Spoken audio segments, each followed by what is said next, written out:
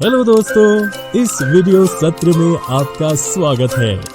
इस सत्र में हम जिस विषय का अध्ययन करने जा रहे हैं वो है धातु एवं अधातु के भौतिक गुणधर्म, physical properties of metals and non metals.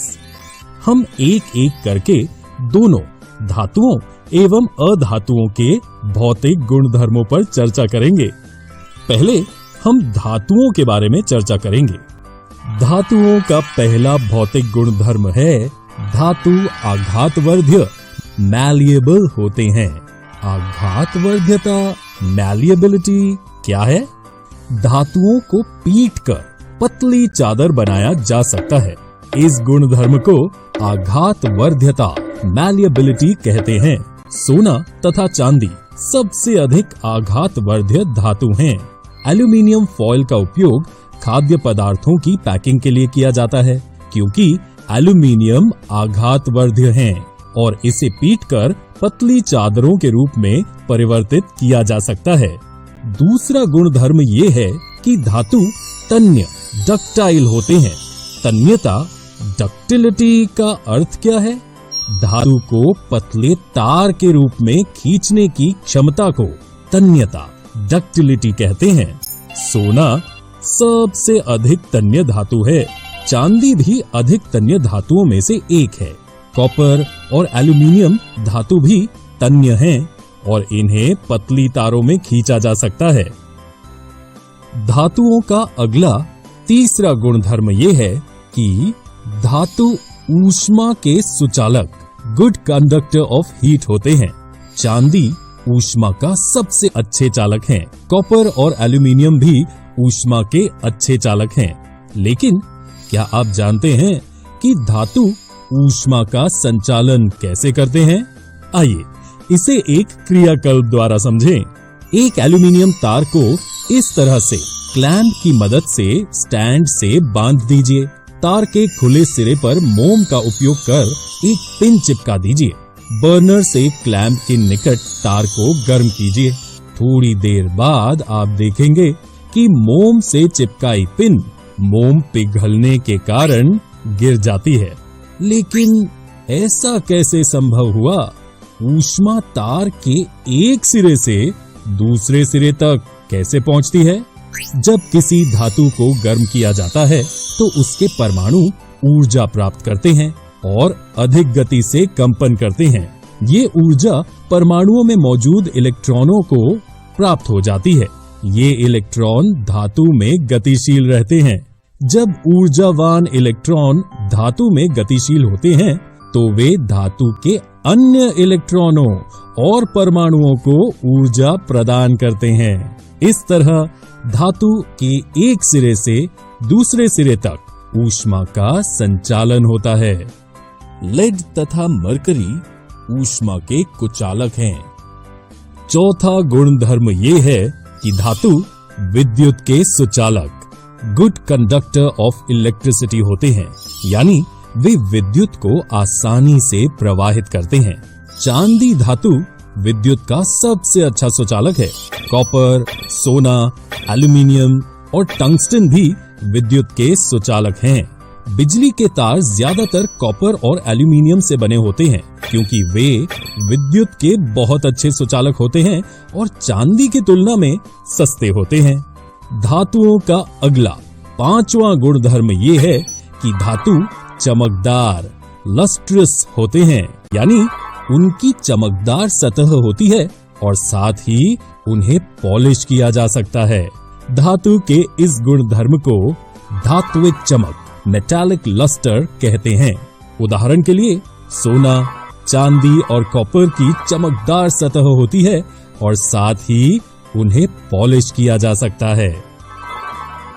धातुओं का अगला छठा गुणधर्म ये है कि धातु आमतौर पर कठोर होते हैं, सोडियम और पोटेशियम को छोड़कर।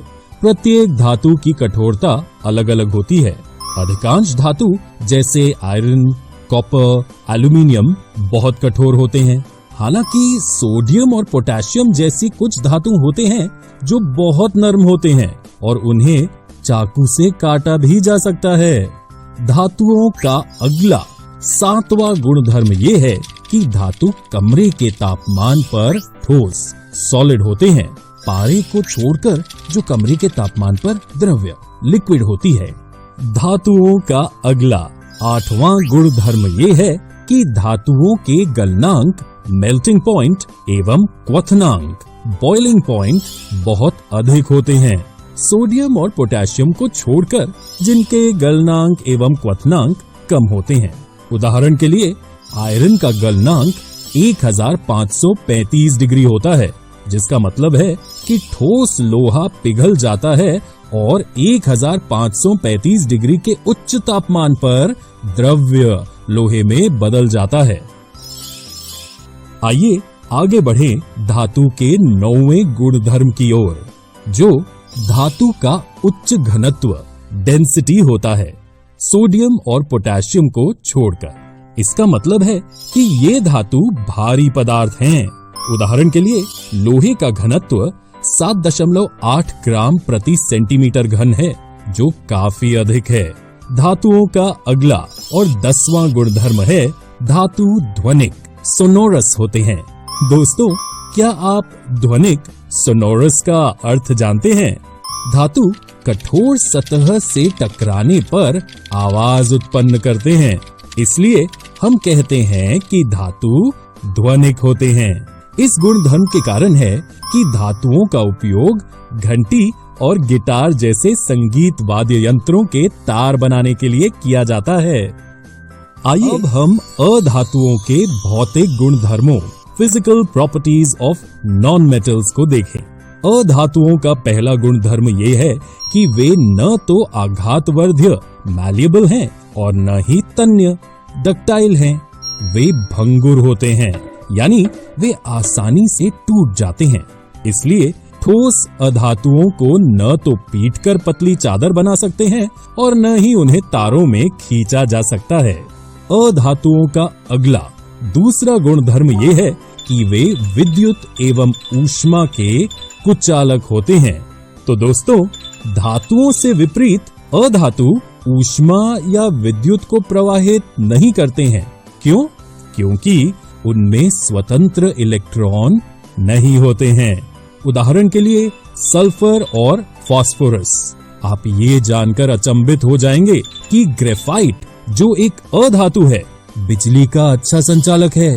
ये एकमात्र अधातु है जिसे स्वतंत्र इलेक्ट्रॉनों की उपस्थिति के कारण विद्युत को प्रवाहित करने के लिए जाना जाता है। अधातुओं का अगला तीसरा गुणधर्म ये है कि अधातु चमकदार नहीं होते हैं। इसका मतलब है कि उनकी सतह चमकीली नहीं होती। उदाहरण के लिए सल्फर और फास्फोरस। परंतु आयोडीन एक ऐसा अधातु है जो चमकीला होता है। अधातुओं का अगला चौथा गुणधर्म ये है कि वे आमतौर पर मुलायम होते हैं, हीरे को छोड़कर। अधातुओं का पांचवा गुणधर्म ये है कि वे कमरे के तापमान पर ठोस, द्रव्य या गैस हो सकते हैं। उदाहरण के लिए कार्बन, सल्फर और फास्फोरस ठोस हैं, ब्रोमीन द्रव्य है और कमरे के तापमान पर हाइड्रोजन, ऑक्सीजन, नाइट्रोजन और क्लोरीन गैसीय हैं। अधातुओं का अगला छठा गुणधर्म ये है कि उनके क्वथनांक तथा गलनांक कम होते हैं, हीरे को छोड़कर। अधातुओं का अगला सातवां गुणधर्म ये है कि उनके घनत्व कम हैं, अर्थात वे हल्के पदार्थ हैं। उदाहरण के लिए सल्फर का घनत्व 2 ग्राम प्रति सेंटीमीटर घन है। अधातुओं का अगला आठवां गुणधर्म ये है कि वे ध्वनिक नहीं होते हैं, यानी वे किसी वस्तु के साथ टकराने पर ध्वनि उत्पन्न नहीं करते हैं। इस वीडियो में हमने धातु एवं अधातु के भौतिक गुणधर्म physical properties of metals and non metals का अध्ययन किया। अगली वीडियो में हम धातुओं के रासायनिक गुणधर्म केमिकल प्रॉपर्टीज ऑफ मेटल्स का अध्ययन करेंगे।